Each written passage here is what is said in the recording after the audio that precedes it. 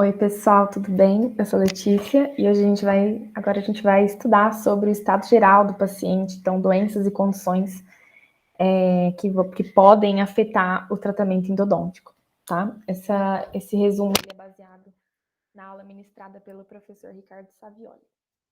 Bom, então quando o paciente chega no consultório, a primeira coisa que nós temos que fazer é a anamnese, porque ela é importante para avaliar o que a gente vai enfrentar.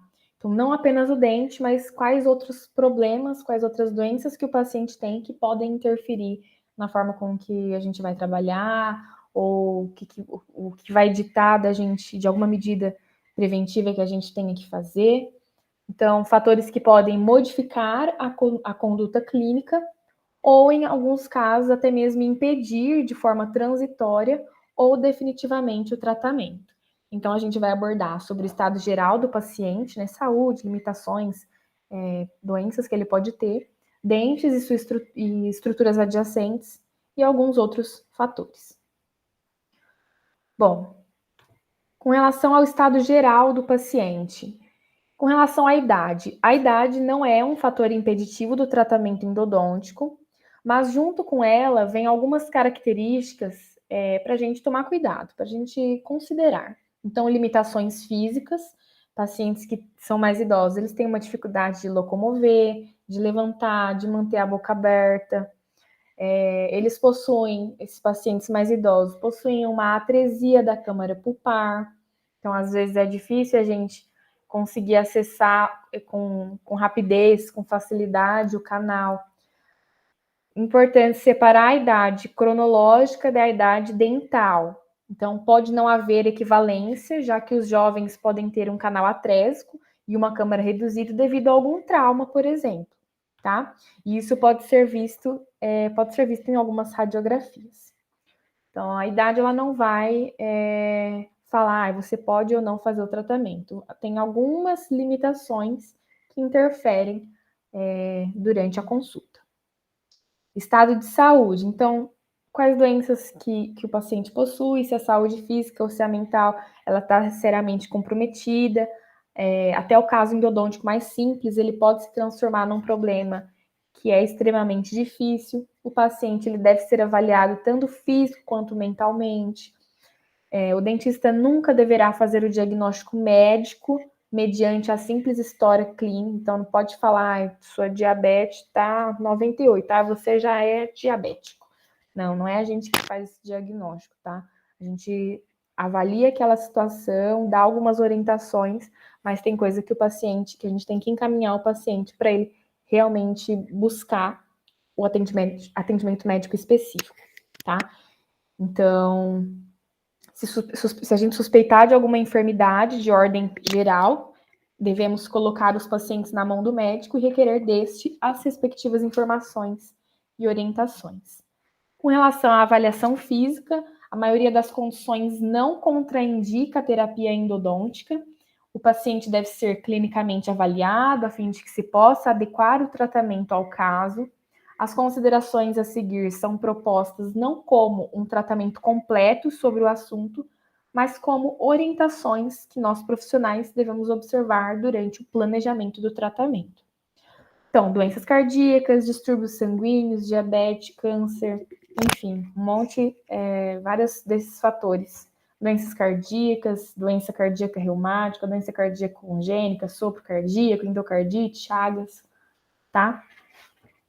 Então, agora, iniciando as recomendações gerais para os pacientes que possuem doenças cardíacas, né? Então, temos que, inicialmente, sem dúvida, contactar com o médico especialista do paciente, evitar a apreensão, evitar com que ele fique com medo, deixar mais relaxado, evitar procedimentos que sejam longos, utilizar anestésico vasoconstritor felipressina. Então, em pacientes com doenças cardíacas, contactar o médico, deixar ele calmo e utilizar vasoconstritor felipressina. Tratamento paliativo até o momento oportuno, tá? O momento paliativo é até a gente remover a dor daquele paciente, fazer um acesso naquela cavidade.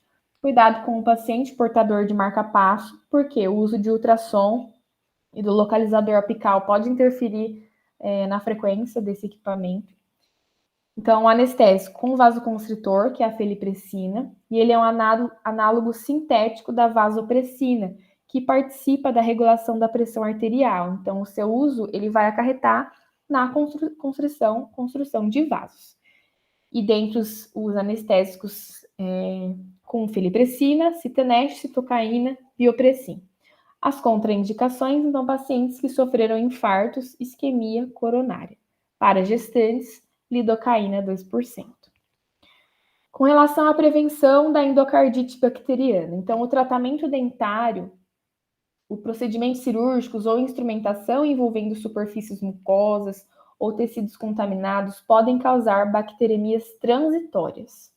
Bactérias do sangue podem alojar-se nas válvulas cardíacas danificadas ou sobre o endocárdio próximo a defeitos anatômicos congênitos e resultar em endocardite bacteriana.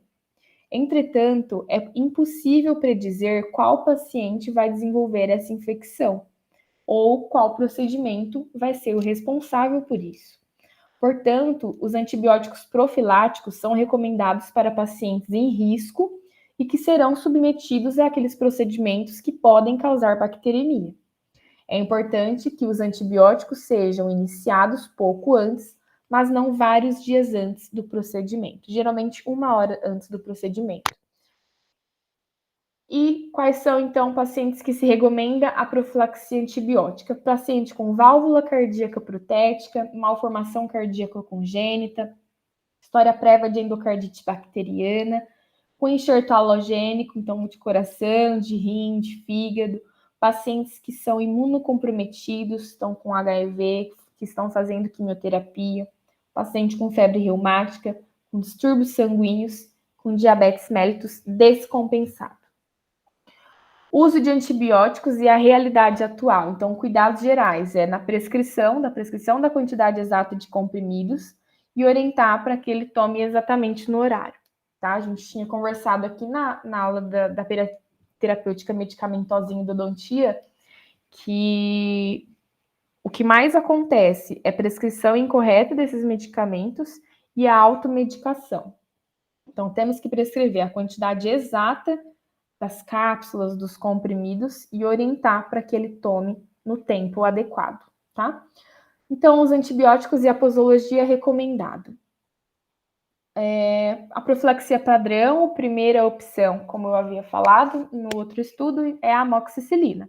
Então, 1 hora antes do procedimento, 2 gramas de amoxicilina para o adulto, tá? E lembrar que quando a gente vai escrever isso na receita, é amoxicilina 500 miligramas, 4 comprimidos, tá? Criança, a gente tem que basear sempre pelo peso, então 50 miligramas por quilo com relação à amoxicilina, tá?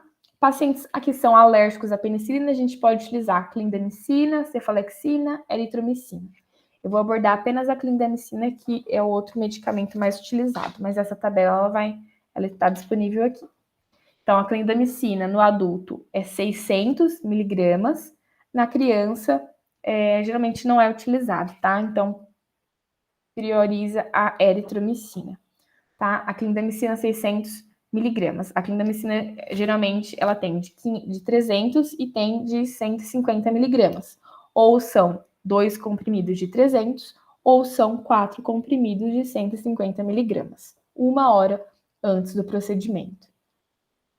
Quando a gente não pode usar medicamento por via oral, a profilaxia padrão, ampicilina, esse não acaba não sendo tão comum, especialmente quando a gente aborda consultório, clínica, odontológica.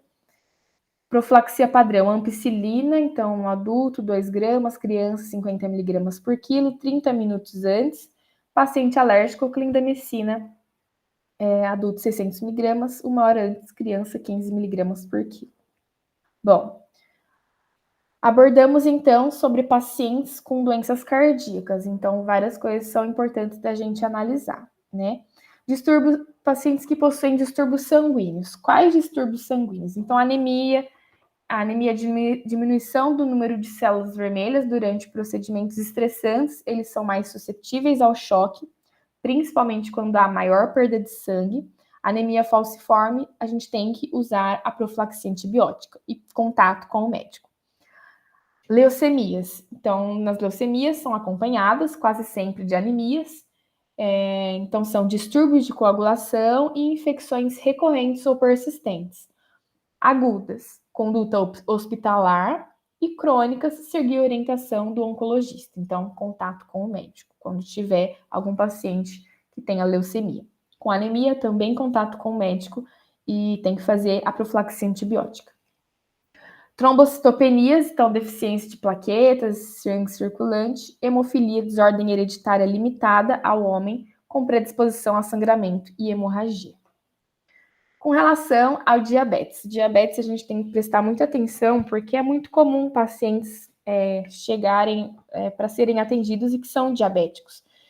Então, o diabetes resulta da baixa produção de insulina pelo pâncreas. Os diabéticos eles são mais suscetíveis às infecções. Além disso, a infecção tem grande influência na necessidade de insulina de um diabético. E a aguda ela pode comprometer até diabetes controlada. Tá? Então, menor quantidade de glicose nos tecidos, maior quantidade de glicose no sangue, consequentemente, maior glicose nos rins. Então, com esses pacientes, investigar se o paciente é controlado. Então, se ele tem poliúria, se ele tem muita produção de urina, se ele ingere muito líquido, se ele ingere muitos alimentos, se o paciente é controlado por meio de dieta, por meio de medicamento, por meio da injeção, no caso da insulina. E com relação às recomendações gerais, então, glicemia que está até 140, a gente trata de forma normal o paciente. Mas acima, a gente tem que fazer a terapia antibiótica. Em todo paciente diabético que chega na clínica, a gente tem que medir a glicemia. A antibiótico-terapia profilática, ela tem que ser feita com a glicemia, então, que está acima de 140, mesmo quando não há infecção perirradicular. As consultas não devem interferir nos horários normais de aplicação da insulina e também das refeições. Aumento da importância de seguir os protocolos, evitar o uso de corticoides, então o uso prolongado ele vai aumentar a taxa glicêmica. Sempre que possível, o tratamento deve ser precedido por instrução do médico a respeito do paciente. As sessões devem ser sempre que possível curtas. Não é indicado o uso de anestésico local que contenha epinefrina, pois esta eleva o nível de açúcar no sangue por meio da estimulação do sistema nervoso simpático. Prilocaína com feliprecina. Então, consequências. Então, com relação aos diabéticos, utilização da prilocaína com feliprecina. E quando a gente falou aqui do doenças cardíacas, vasoconstritor, feliprecina, tá? Bom, consequências, então, dos diabéticos, eles vão ter um retardo na cicatrização, porque isso é por conta da alteração no metabolismo de carboidratos, de gorduras, de proteínas. Eles vão estar suscetíveis a maior risco de infecção. Pacientes imunodeprimidos e a glicose é um excelente meio para a cultura. Tem um maior risco hemorrágico provocado pela fragilidade capilar. Hiperglicemia, né? Quando frequente, pode provocar fraqueza, nervosismo, enjoo, palpitação, até desmaios. Bom, com relação ao câncer. No câncer, então, pacientes que estão sob tratamento químio ou radioterapia, eles estão imunocomprometidos. Então, não podem de jeito nenhum ter alguma infecção, tá? E com isso, a prevenção é fundamental. Alguns tipos de câncer podem apresentar-se como lesões bucais, então o clínico ele tem que fazer, em alguns casos, faz o diagnóstico e às vezes faz uma biópsia ou encaminha para algum colega que faça a biópsia e confirme o diagnóstico. A quimioterapia e a radiação na região de cabeça e pescoço podem comprometer o processo de cura e reparação tecidual. Devemos manter contato permanente com esse oncologista do paciente, especialmente se ele ainda estiver em tratamento ou se finalizou há poucos meses. Por quê? Se o paciente teve câncer há 5 anos, ele já se curou daquela doença. Ele já está saudável, então não tem problema. A gente pode tratar ele de forma normal. Se não, parou faz 3 meses que ele curou do câncer ou ele ainda tem câncer, aí a gente tem que entrar em contato com o médico. Com relação à gravidez. A gravidez, ela não contraindica a terapia endodôntica. A dor e a infecção podem e devem ser controladas até que se tenha condições de atender a paciente com segurança e conforto. Então, quais são as possibilidades de atendimento para grávidas? A grávida que está no primeiro trimestre, a gente faz uma intervenção que é paliativa, visando jogar o tratamento para o segundo trimestre ou para depois do nascimento. A grávida que está no segundo trimestre, então a gente pode atender apenas tendo cuidados com as radiografias. E grávidas que estão no terceiro trimestre, o tratamento paliativo, visando jogar o tratamento para depois que o bebê nascer, depois do nascimento. O tratamento endodôntico facultativo, ele deve ser adiado até o segundo trimestre de gravidez. Se necessário, executar o tratamento endodôntico. Esses cuidados paliativos é o quê? A remoção da dor, é fazer uma cirurgia de acesso, limpeza da câmara pulpar, limpeza da entrada dos canais, não é o preparo cervical, é limpeza da entrada dos canais e colocação de um curativo, tá? No caso da pulpectomia, remoção da polpa e de necrose pulpar, apenas a limpeza, tá? Então, é uma semipenetração desinfetante. Com relação a recomendações gerais, então, o período ideal para o tratamento é no segundo trimestre. Em outro período, fazer tratamento paliativo, respeitando as condições clínicas, usar anestésico apropriado, que é a lidocaína. A prilocaína ela é contraindicada porque o octapressin ele pode produzir efeito oxitotóxico, dificultando a circulação placentária. Contactar com o médico sobre medicações sistêmicas que se faça necessária. A medicação deverá ser instituída em casos bem definidos e sob supervisão médica. Antibióticos são de escolha, são as penicilinas de escolha, né? Amoxicilina, e se houver histórico de alergia, opta pela clindamicina. Os analgésicos e anti-inflamatórios mais indicados são os derivados do acetaminofém, devendo ser evitadas as aspirinas. Radiografias não trazem danos ao feto ou à gestante, desde que protegidos com avental de chumbo, porém a paciente deve ser orientada sobre a importância do procedimento e autorizar, e temos que respeitar isso no segundo trimestre. Anestesia, então, lidocaína 2% com noradrenalina. Sem o vasoconstritor, pode ocorrer um nível sérico rápido e elevado, trazendo efeito danoso para o feto. A prilocaína ela é contraindicada por conta do octapressin. Com relação a alergias, então reações alérgicas de desagradáveis ocasiões levam o paciente a um grau elevado de estresse. História de reação a drogas, principalmente as de uso odontológicos, pode ser importante. Então, durante a anamnese, devemos incluir perguntas relacionadas com possíveis reações alérgicas quando há uso de aspirina, de penicilina, sulfas, anestésicos, iodo, sulfatos, né? Anestésico, iodo, sedativos, barbitúricos, material de limpeza, enfim. Contato com o médico se necessário. Terapia com esteroide, então não afeta o tratamento, a gente tem que perguntar por que ele está tomando esse medicamento. Então, cortisona, hidrocortisona, porque por trás disso, qual que é o motivo dele estar usando esse esteroide, tá? Então, quem usa o esteroide não tem problema, mas por que está usando? Então, esse esteroide tem uma ação imunossupressora, retém água e sódio, além de facilitar a ação de vasopressores. Possuem efeitos indesejáveis de antagonizar a insulina perifericamente, sendo diabetogênicos. Contato com o médico para se estabelecer uma proteção adequada com antibiótico. Com relação a doenças infecciosas, a doença infecciosa não contraindica a terapia endodôntica, desde que seja controlada. Caso contrário, ainda assim, com os devidos cuidados, até mesmo o próprio local de atendimento. As doenças infecciosas de mais alta incidência nos dias atuais são a hepatite tipo A, B e C e a AIDS, tuberculose e sífilis. Então, a gente tem que cuidar não só ali quando a gente estiver fazendo o procedimento em si, mas em seguida, quando a gente for realizar a remoção de barreiras, as desinfecções, lavagem de materiais, tá? Então, não requer nenhum grande cuidado com relação à medicação, mas cuidado com relação a nós profissionais. A hepatite B, ela é altamente contagiosa e perigosa, então não entrar em pânico quando o paciente tiver, mas a gente tem que ter muita cautela com essas barreiras, tá? Durante e depois do atendimento. Se possível, use de 2 luvas de látex.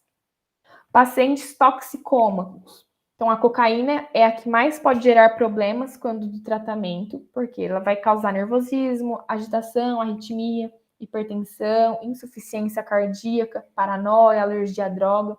O vasoconstritor da lidocaína pode potencializar o efeito da cocaína, levando à depressão respiratória ou mesmo a parada cardíaca. Então, a gente tem que utilizar prilocaína. Pedir para ele não usar a cocaína no dia da consulta.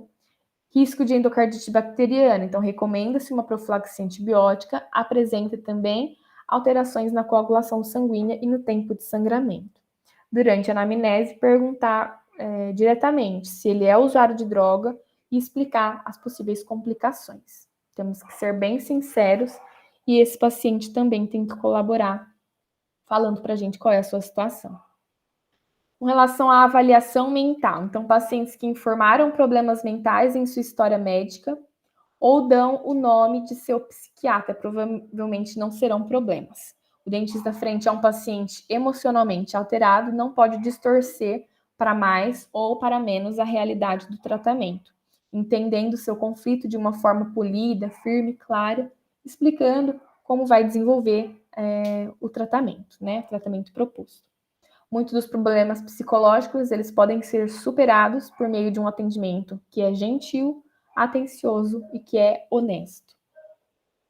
Com relação a deficiências físicas, então, pacientes portadores de deficiências físicas, dificuldade de locomoção, necessidades especiais devem ser avaliados caso a caso. Tanto o profissional como as instalações da clínica devem estar aptos para receber esse tipo de paciente. Normalmente, não trará nenhum problema ou dificuldade em relação à intervenção propriamente dita. Bom, nesse momento, então, a gente falou sobre as condições gerais, o estado geral de saúde, e agora com relação a dentes e estruturas adjacentes. A gente já está quase finalizando o nosso estudo, tá? Bom, então, fatores de ordem local que podem dificultar, impedir ou contraindicar o tratamento endodôntico, tá? Com relação à anomalia de desenvolvimento, então a gente tem anomalias de tamanho, microdontia, macrodontia, de forma, de número, estrutura, de erupção, de posição.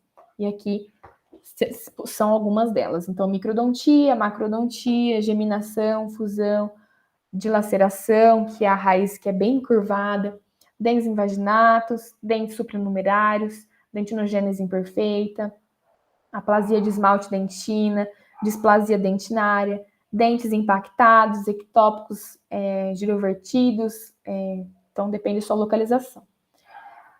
E aqui são alguns exemplos. Bom, com relação então à importância funcional e estética, todo dente ele tem importância no arco. O acesso ao dente, pequena abertura de boca, então considerar se o paciente tem trismo, dente que tem uma inclinação distal, presença de trismo, acidentes recentes. Condição da coroa, a coroa ela está com uma destruição coronária muito grande, tornando impossível o tratamento, ou ela tem uma destruição que dificulta o tratamento que seja asséptico, perfuração da coroa.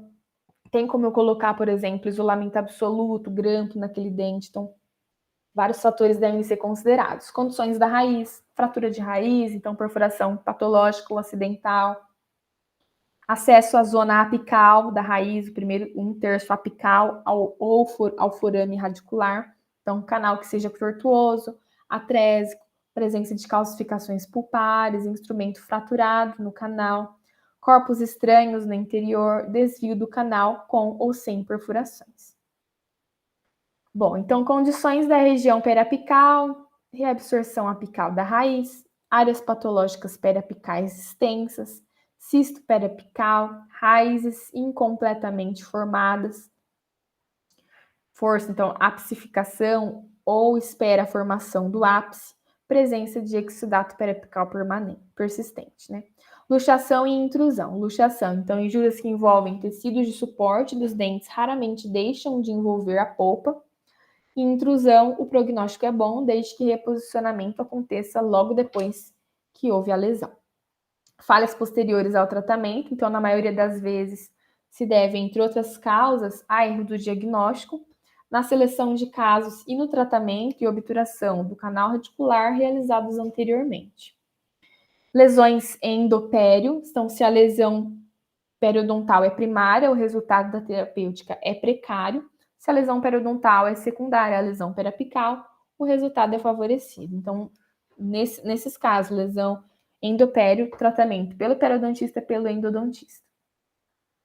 E alguns outros fatores para finalizar, que são fatores que também devem ser analisados, que não estão relacionados com o estado geral do paciente, com o dente, com estruturas, que é o interesse do paciente naquele tratamento, se ele está interessado em vir toda semana, em colaborar, em não faltar às sessões, e a habilidade do profissional, né? É uma autoavaliação que a gente tem que se fazer. Estou apto para realizar isso, estou seguro, tenho experiência necessária para tratar essa condição, tenho habilidade, tenho equipamentos apropriados, em bom estado. Então, várias coisas devem ser avaliadas. Pessoal, espero que vocês tenham gostado de estudar comigo. Essa aula ela é um pouquinho cansativa, né? Mas é o último estudo do dia. Até mais, então.